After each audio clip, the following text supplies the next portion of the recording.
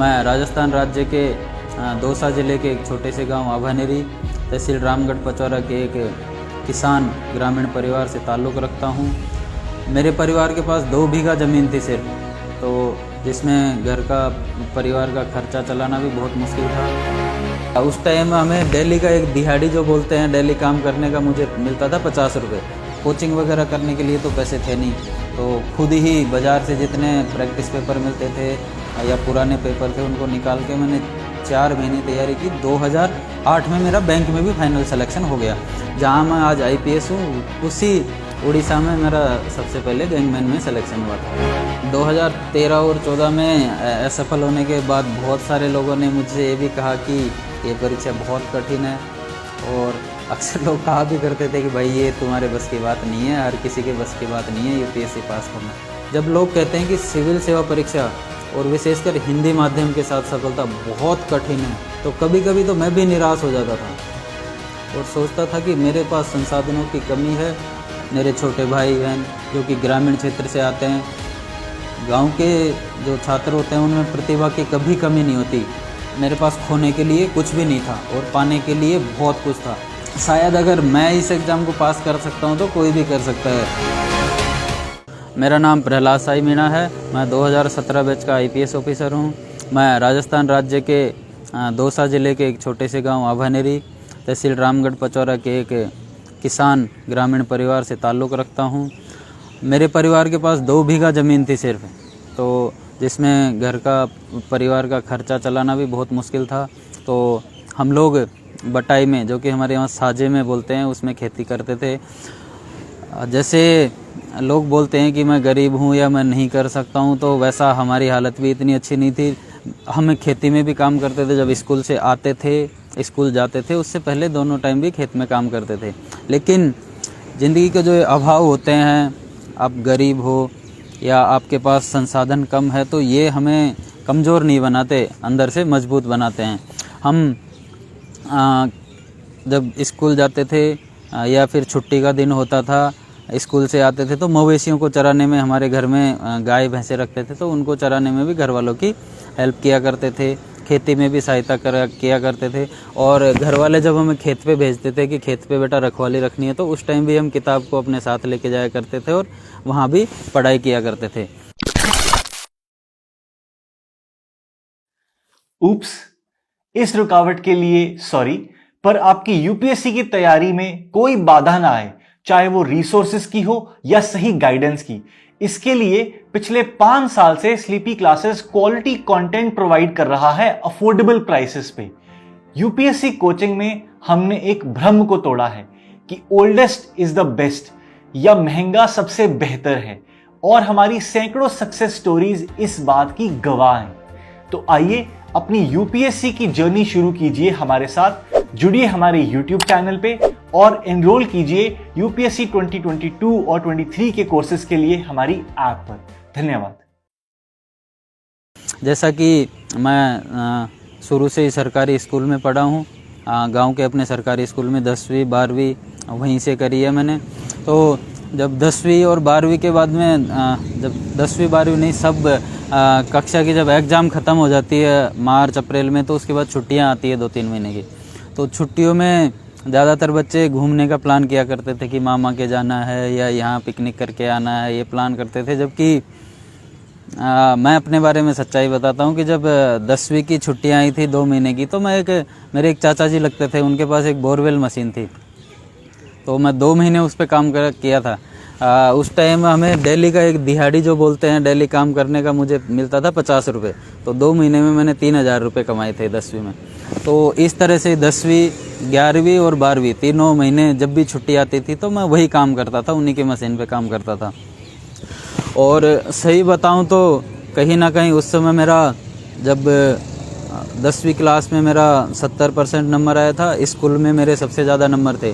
तो उस टाइम मेरा सपना था कि मैं भी इंजीनियर बनूं और जाके कहीं साइंस स्कूल में एडमिशन लूँ, इंजीनियरिंग की एंट्रेंस परीक्षा के लिए तैयारी करूँ। लेकिन मेरे परिवार की जो आर्थिक स्थिति थी वो मुझे सपोर्ट नहीं कर रही थी, या कहीं से मेरी आत्मा मुझे साथ नहीं दे रही थी कि मेरा परिवार इतना कर पाएगा। तो वो सब छोड़ के मैंने वहीं अपने गांव का जो स्कूल था आर्ट्स में 11वीं में एडमिशन ले लिया और आगे की पढ़ाई जारी रखी। जब 12वीं का परिणाम आया तो उस टाइम भी मुझे स्कूल में प्रथम स्थान मिला। उसके बाद तो मेरी प्राथमिकताएं बदल गई थी। मुझे चाहिए था कि मुझे जल्दी से जल्दी एक सरकारी नौकरी लगना है और उसके लिए मुझे मोटिवेशन मिला कि मेरे गांव में से एक लड़का जब हम 12वीं में पढ़ते थे उसी साल गैंगमैन बना था।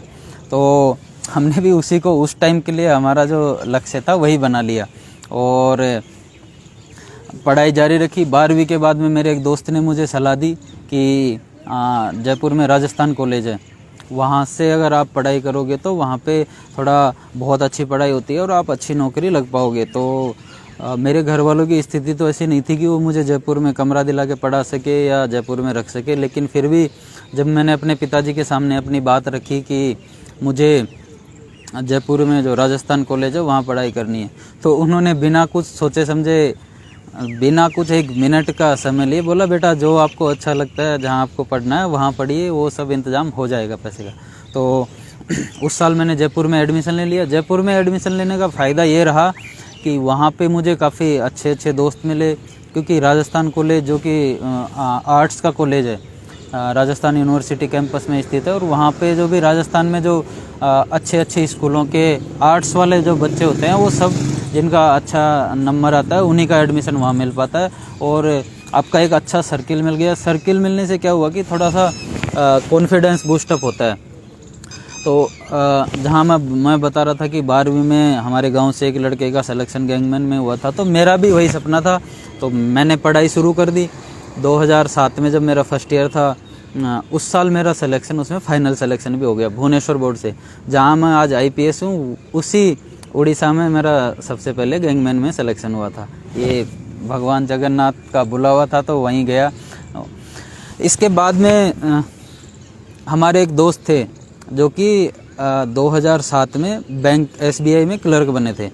तो मैं उनसे मिला तो उनसे मैंने पूछा, भैया इसमें कैसे तैयारी करनी है, क्या करना है। तो उनसे समझ के मैंने, चूँकि मेरा सिलेक्शन तो हो गया था, एक सरकारी नौकरी मेरे पास थी, तो मेरा कॉन्फिडेंस ठीक था कि अगर कुछ और नहीं होता तो मेरे पास कम से कम सरकारी नौकरी तो है। तो मैंने बैंक की तैयारी शुरू कर दी। लगभग 3 या 4 महीने की तैयारी की, काफ़ी प्रैक्टिस पेपर निकाले। कोचिंग वगैरह करने के लिए तो पैसे थे नहीं, तो खुद ही बाज़ार से जितने प्रैक्टिस पेपर मिलते थे या पुराने पेपर थे उनको निकाल के मैंने 4 महीने तैयारी की। 2008 में मेरा बैंक में भी फाइनल सिलेक्शन हो गया और मुझे गुजरात में पोस्टिंग मिली। गुजरात में एक बैंक की नौकरी में मुझे फ़ायदा ये हुआ कि ग्रामीण ब्रांच मिली जहाँ पे इतना काम नहीं था। तो सुबह 10 बजे से 5 बजे बैंक का टाइमिंग रहता था। तो उससे पहले एक आदत थी मेरी, जो कि बचपन से 10वीं में पढ़ता था तब से आदत थी, और वो आदत, मैं ग्रामीण परिवार से हूँ, किसान परिवार से इसलिए थी कि मेरे पिताजी सुबह 4 बजे उठ जाया करते थे। तो वो मुझे भी 4 बजे उठा दिया करते थे जब से मैं 10वीं में पढ़ता था। वो आदत मेरी बहुत अच्छी थी, क्योंकि नौकरी के साथ अगर आपको पढ़ना है तो आपको सुबह का टाइम पढ़ाई के लिए देना ही होगा। अगर आप सुबह नहीं पढ़ पाते हो तो आप दिन भर तो नौकरी में बिजी रहोगे, तो आप नहीं पढ़ पाओगे। तो मैं सुबह 4 बजे उठा करता था। 4 बजे उठ के 7 से 8 बजे लगभग डेली मेरा एवरेज 4 घंटे सुबह पढ़ाई निकल ही जाती थी। वैसे ही शाम को भी 2 या 3 घंटे जितना मैं पढ़ पाता था, डेली 7 घंटे 8 घंटे कोशिश करता था कि मैं पढ़ पाऊँ। और शनिवार संडे जिस दिन भी छुट्टी रहता था उस दिन मेरी कोशिश रहती थी कि मैं थोड़ा ज़्यादा पढूं, जितना पढ़ा हुआ है उसको रिवाइज करूं। तो इस तरीके से जैसे ही मेरा ग्रेजुएशन हुआ, मेरा जो अगला लक्ष्य था SSC का एग्ज़ाम पास करना और बैंक PO का पास करना। तो जैसे ही मेरा 2009 में BA कंप्लीट हुआ, 2010 जनवरी में मेरा बैंक PO में सिलेक्शन हो गया। बैंक PO में मुझे बेंगलोर में पोस्टिंग मिली। उसी दौरान 2010 में मैंने SSC का भी एग्ज़ाम दिया था। SSC का एग्ज़ाम दिया था, उसके थ्रू मुझे रक्षा मंत्रालय में सेक्शन ऑफिसर की पोस्ट पर पदस्थापन जो कि पुणे में मिला मुझे। तो ये मेरे लिए गेम चेंजर हुआ। 2011 में मैंने पुणे में ज्वाइन किया। पुणे में ज्वाइन करने के दौरान हमारे एक सहकर्मी थे जो उस साल UPSC का एग्ज़ाम दे रहे थे, मेंस एग्ज़ाम। तो एक दिन उनसे भेंट हो जाती है, मैं उनके घर पे गया हुआ था। तो मैंने पूछा भैया किस चीज़ की तैयारी कर रहे हो, तो तब उन्होंने मुझे बताया कि मैं यूपीएससी की मेंस दे रहा हूँ इस बार। तो जब उनका मेंस एग्ज़ाम हो गया था उसके बाद में मैंने उनसे थोड़ा डिटेल डिस्कशन किया, हाँ भैया इसके लिए कितना पढ़ना पड़ता है, क्या करना पड़ता है। तो उनसे जैसे मैंने सुना, उनका एक्सपीरियंस सुना, तो उससे मुझे लगा कि अगर मैं भी तैयारी करूं तो शायद मेरा भी हो सकता है। तो लेकिन उसके लिए मुझे कुछ जो मेरी घरेलू समस्याएं थी उनसे पहले उनके लिए कुछ इंतज़ाम करना था। तो उसके लिए था कि मेरी नौकरी दूर थी, मैं अकेला बेटा था अपने माँ बाप का, तो थोड़ा सा घर की जिम्मेदारियां रहती थी, अपनी बहनों के लिए उनकी भी पढ़ाई लिखाई का जिम्मेदारी भी रहती थी, तो उसके लिए घर आना जाना पड़ता था मुझे। तो मैंने सोचा कि यहाँ रह के तो मैं घर जाऊँगा, उसमें थोड़ा सा दिक्कत आती थी क्योंकि काफ़ी टाइम लगता था घर आने में, 15 दिन में घर आते थे, तो कम से कम 5-6 दिन का छुट्टी चाहिए। तो इसके लिए मेरे दिमाग में एक आइडिया है कि चूँकि मैं एक बार दोबारा एसएससी का एग्ज़ाम देता हूँ और अगर दिल्ली में या आसपास घर, चूँकि दिल्ली मेरे घर से 5-6 घंटे का रास्ता है, तो मैंने सोचा कि दिल्ली या आसपास अगर राजस्थान में कहीं पोस्टिंग मिल जाएगी तो उसके बाद मैं शायद पूरी तरह से यूपीएससी पर फोकस कर पाऊँगा और शायद मेरा सिलेक्शन भी हो जाए। तो इसके लिए मैंने फिर दोबारा से एसएससी का एग्ज़ाम दिया और उस एग्ज़ाम में मुझे रेलवे मिनिस्ट्री दिल्ली रेल भवन में असिस्टेंट सेक्शन ऑफिसर के पद पर पदस्थापन मिला। क्योंकि दिल्ली से मैं घर की अपनी जो सभी जिम्मेदारियां थी उनको भी बखूबी निभा सकता था। उनके साथ ही मैंने आते ही सिविल सेवा परीक्षा की तैयारी आरंभ कर दी। दिल्ली में ऑफिस का समय मेरा 9:30 से 5-5:30 बजे तक रहा करता था। दोस्तों, बचपन से ही मेरी पढ़ने में रुचि थी और जब से मैं 10वीं क्लास में पढ़ता था तब से ही 4 से 5 बजे उठने की आदत थी। और ये आदत मेरे, अगर मैं सच कहूँ तो सिविल सेवा परीक्षा को पास करने में बहुत काम आई। क्योंकि 9:30 से 5:30 आप ऑफिस में जाओगे तो उसमें बहुत कुछ टाइम आप नहीं बचा पाते हो। तो यही दिल्ली में आने के बाद भी मैंने 4 बजे 4:30 बजे उठना रेगुलर रखा अपना। वही सुबह 4:30 बजे उठ जाता था, 4 बजे उठ जाता था। उसके बाद कम से कम 7:30-8 बजे तक मैं पढ़ाई करता था। क्योंकि सुबह की पढ़ाई के मैं कुछ फ़ायदे आपको बताता हूँ जो शायद आपको पता होंगे अब तक, लेकिन आप अपने ऊपर इम्प्लीमेंट नहीं कर रहे होंगे। कि अगर हम शाम को पढ़ते हैं तो शाम को दिन भर का बहुत सारी चीज़ें हमारे दिमाग में अनायास ही चले जाती है। ऑफिस का काम, ये दोस्तों से बातें करना, घर से बातें, घर में जो बातें होती है वो बहुत सारी चीज़ें हमारे दिमाग में रहती है। तो हम उतना कंसंट्रेट या उतना अच्छे तरीके से याद नहीं कर पाते चीज़ों को। सुबह क्या होता है, हमारा दिमाग एकदम फ्रेश रहता है, सुबह का वातावरण भी फ्रेश रहता है, कुछ आसपास की आवाज़ें या जो भी पूरा वातावरण एकदम फ्रेश रहता है और पढ़ाई के लिए सबसे उपयुक्त वातावरण रहता था। तो वही मैंने किया। मैं सुबह 4 बजे उठता था और अच्छे से जो कठिन विषय लगते थे मुझे उनको मैं सुबह पढ़ लेता था। 4 घंटे 4.5 घंटे ज़रूर पढ़ता था, इतना तो। उसके बाद ऑफिस जाने के लिए मुझे 1 घंटे का समय लगता था मेट्रो में। तो उस टाइम मैं क्या करता था कि जो न्यूज़पेपर, अपना जो भी न्यूज़पेपर रहता था उसको जाते टाइम तुरंत मेट्रो में क्या करना है, जाके कोने में खड़े होना है और अपना न्यूज़पेपर पढ़ना है। उसके बाद में ऑफिस में भी हमारे 1 घंटे का ब्रेक हुआ करता था। तो उस 1 घंटे का भी मैं पूरा, जहाँ पे हमारे एक लाइब्रेरी थी बहुत अच्छी रेलवे बोर्ड में, तो उस लाइब्रेरी में जाके मैं जो भी वहाँ पे मंथली पत्रिका मिलती थी, क्रॉनिकल और कुछ न्यूज़पेपर जो बच जाते थे वो मैं वहीं लगभग पूरे किया करता था। या फिर और टाइम मिलता था तो जो बुक साथ में ले जाता था उसको पढ़ा करता था। First impression is last impression, ऐसा क्यों बोलते हैं, कभी सोचा?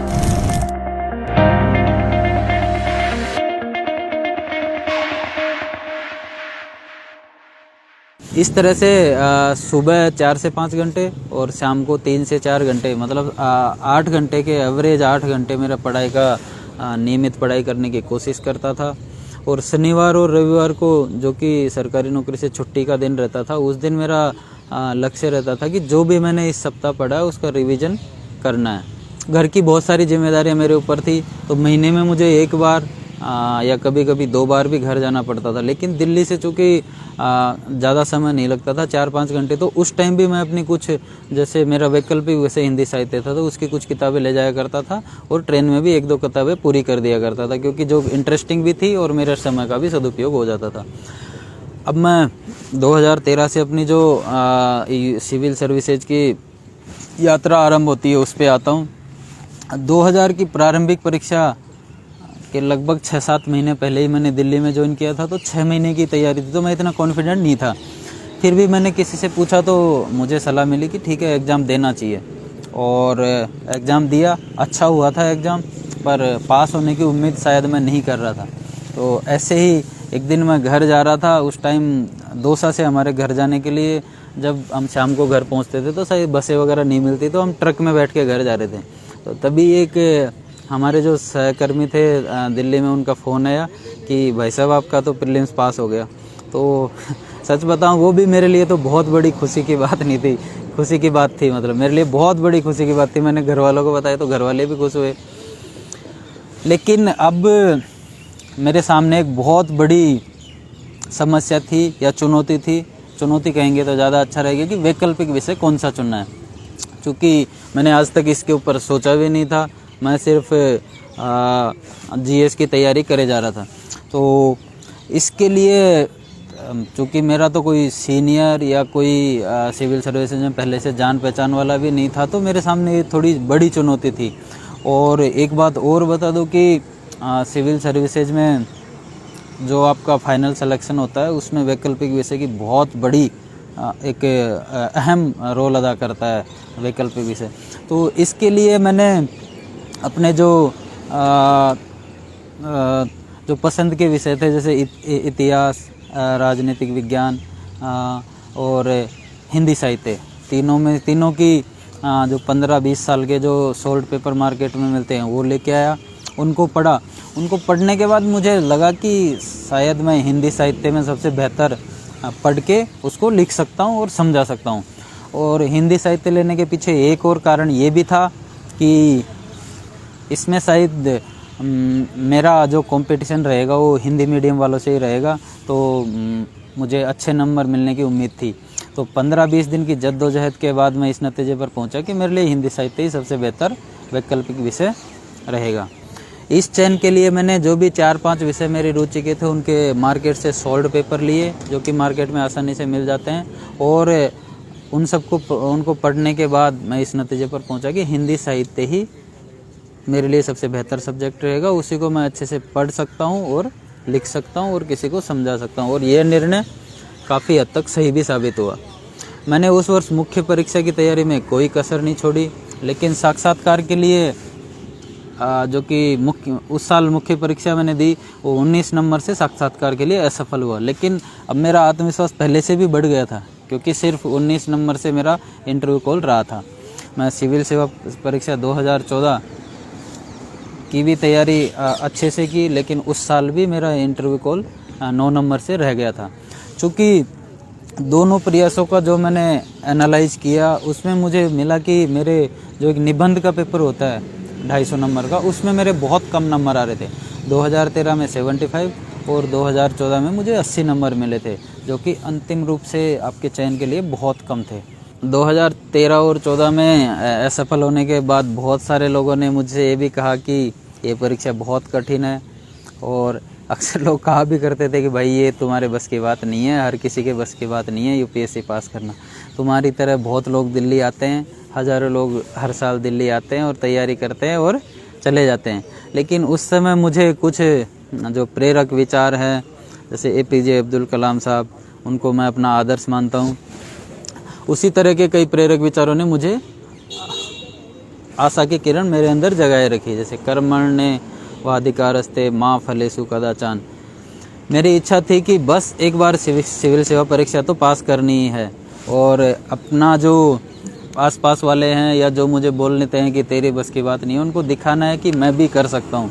कि और जैसे कई जो मेरे जैसे छात्र, मेरे छोटे भाई बहन जो कि ग्रामीण क्षेत्र से आते हैं, गांव के जो छात्र होते हैं उनमें प्रतिभा की कभी कमी नहीं होती, लेकिन जो एक आत्मविश्वास होता है वो उनमें कहीं ना कहीं थोड़ा कम रहता है, क्योंकि उनका जो बैकग्राउंड, उनकी जो शिक्षा होती है वो ऐसा वातावरण उनको प्रदान नहीं करती कि उनका आत्मविश्वास जो एक शहर के कॉन्वेंट स्कूल में पढ़े हुए लड़के या छात्र में होता हुआ है। तो मेरा ये भी मानना था कि मैं अपने गांव, जो अपना एरिया है पचवारा क्षेत्र, उसका पहला सिविल सर्वेंट बनना चाहता था। उसके लिए यह मेरे मन में एक थोड़ा सा लालच भी था कि मुझे पहला सिविल सर्वेंट बनना है। तो शायद अगर मैं इस एग्ज़ाम को पास कर सकता हूँ तो कोई भी कर सकता है। तो APJ अब्दुल कलाम साहब, उनकी बहुत सारी किताबें मैंने पढ़ी है, लगभग सारी किताबें मैंने पढ़ी है। उनकी एक बात तो मेरे मन में बैठ गई थी कि इंतज़ार करने वालों को सिर्फ उतना ही मिलता है जितना मेहनत करने वाले छोड़ देते हैं। बस इसी बात का अनुसरण करते हुए मैं इंतज़ार करने वालों की श्रेणी में नहीं रहना चाहता था, मैं मेहनत करने वालों की श्रेणी में आना चाहता था। उन्होंने एक और बात कही थी APJ अब्दुल कलाम साहब ने कि छोटे सपने देखना अपराध है। यह बात जब मैं 12वीं में पढ़ता था तभी मुझे समझ आ गई थी, और उस समय से ही मैं सपने बड़े देखता था। चूँकि मेरे हाथ में कर्म करना था, और ऐसा भी नहीं है कि आप बड़े सपने देख के एक बार में ही, जैसे UPSC का सपना मैंने बाद में देखा, लेकिन मेरे लिए जो मैंने समय समय पर, सबसे पहले रेलवे में, उसके बाद बैंक में, फिर दोबारा बैंक में, फिर SSC में, ये सब सपने भी मेरे लिए उस टाइम पे बहुत बड़े हुआ करते थे। चूँकि मैंने अपना एक रूटीन फॉलो किया, CD बाई CD अपना चलता गया, और मैंने जो भी एग्ज़ाम दी उसमें मुझे सफलता मिलती गई। सिविल सेवा की परीक्षा में असफलता मिली, उससे पहले मैं जो भी नौकरी के लिए तैयारी करता था, प्रयास किया था, वह मुझे मिल जाती थी। तो मेरा कॉन्फिडेंस तो पहले से ही अच्छे स्तर पर था। मैंने सिविल सेवा में अपने इस आत्मविश्वास को कभी कम नीचे नहीं आने दिया, क्योंकि मेरे पास खोने के लिए तो कुछ था ही नहीं। मैं तो पहले से ही धरातल पे था, और वहाँ से गिरने की कोई, आपको भी पता है कि जो आदमी धरातल पे रहता है वहाँ से गिरने की कोई संभावनाएं नहीं रहती है। अगर आप मेरी पृष्ठभूमि में झांक कर देखेंगे, मैं भी कभी इतनी बड़ी सफलता के लिए कभी सोचता भी नहीं था, क्योंकि जहाँ हमारे समय पर हमें जो अंग्रेजी वर्णमाला का वो ज्ञान, वो 6ठी क्लास में जाके दिया जाता था। तो अंग्रेजी मेरी आज भी थोड़ी सी कमज़ोर है, कोशिश कर रहा हूँ उसे अच्छी करने की। जब लोग कहते हैं कि सिविल सेवा परीक्षा और विशेषकर हिंदी माध्यम के साथ सफलता बहुत कठिन है, और विशेषकर हिंदी माध्यम के साथ सफलता बहुत कठिन होती है, तो कभी कभी तो मैं भी निराश हो जाता था और सोचता था कि मेरे पास संसाधनों की कमी है। बट सपना देखना या बड़े सपना देखना, इस पे तो कोई प्रतिबंध नहीं है। मेरे हाथ में कर्म करना था, वो मैंने किया। अब टाइम आ गया था 2015 की एग्ज़ाम का। 2015 की परीक्षा मेरी सिविल सेवा परीक्षा, जो कि प्रीलिम्स भी उत्तीर्ण नहीं कर पाया था। लगातार 3 असफलताओं के बाद ये तो स्वाभाविक ही है कि हर किसी के मन में एक निराशा आ जाती है और वो अपने ऊपर पुनर्विचार करने के लिए मजबूर हो जाता है। तो मेरे मन में भी एक धारणा ये धारणा तो आई नहीं कि मैं पास नहीं होऊंगा, लेकिन अब मुझे लगने लगा कि मेरा सपना कब मिलेगा, मेरा जो ये है मेरा जो प्रयास है उसको कब सफलता मिलेगी। तो चूँकि मेरे घर वाले मेरे साथ थे और मैं पहले भी बहुत सारी परीक्षाएं पास कर चुका था, तो मैं जो नेगेटिव बातें मेरे दिमाग में आती थी, नकारात्मक बातें, उनसे ऊपर खुद ही लड़के या खुद की जो पॉजिटिव चीज़ें थी कि मैं ग्रामीण पृष्ठभूमि से हूँ, मेरे पास तो इतनी अच्छी नौकरी है, मेरे पास खोने के लिए कुछ भी नहीं था और पाने के लिए बहुत कुछ था। तो वही सोच के मैं फिर से 2015 की परीक्षा में फेल हुआ था। तो उस समय को मैंने अपना नेट JRF की तैयारी के लिए यूज किया कि हिंदी साहित्य से मेरा उस साल नेट भी हो गया और JRF भी क्लियर हो गया। और जो मैंने नेट JRF की तैयारी करी थी वो अगले साल 2016 की परीक्षा में वैकल्पिक विषय में मेरे बहुत अच्छे नंबर आए, उसमें उसका कहीं ज़्यादा योगदान था। 2015 में जब मैं प्रीलिम्स में ही फेल हो गया था, तो उस साल मैंने जो बहुत सारा समय मुझे मिला उसको मैंने हिंदी साहित्य, जो कि मेरा वैकल्पिक विषय था, उसको अच्छे से तैयार करने में लगाया। और इसका परिणाम ये हुआ कि उस साल मेरा हिंदी साहित्य से नेट JRF भी हो गया और फाइनल सिलेक्शन होने में जो हिंदी साहित्य, जो कि वैकल्पिक विषय का बहुत बड़ा योगदान है, उसमें मेरे बहुत अच्छे नंबर आए। अब जो फाइनल सिलेक्शन होने में अपनी मेहनत का तो एक योगदान रहता है, उसके पीछे मेरी मेहनत के अलावा मेरे घर वाले जिन्होंने मुझ पर विश्वास किया, जिन्होंने हमेशा मेरे ऊपर विश्वास रखा और मेरे आत्मविश्वास को कभी कम होने नहीं दिया। अच्छा, मैं आपसे एक बात कहना चाहूँगा कि जब भी आपको एक बड़े लक्ष्य को लेकर आप आगे बढ़ते हैं, चलते हैं, तो आपके अच्छे दोस्त होना ज़रूरी है, जो आपको नकारात्मक बातों से दूर रखे और आपके आत्मविश्वास को बनाए रखे और आपका सहयोग करे। इसलिए ज़िंदगी में अच्छे दोस्त ज़रूर बनाइएगा। फाइनल सिलेक्शन से पहले मेरी मेहनत के अलावा निशांत सर के द्वारा एक किताब लिखी गई है निबंध पर, निबंध निलय, उसका भी काफ़ी योगदान रहा। आज मैं गर्व के साथ कह सकता हूं कि मैं भारतीय पुलिस सेवा का सदस्य हूं। असफलताओं से कभी हार न मानकर, अर्जुन की तरह केवल मछली की आंख को ही लक्ष्य मानकर यदि धैर्य, आत्मविश्वास के साथ आप कठोर मेहनत करते हैं तो आपकी सफलता निश्चित है।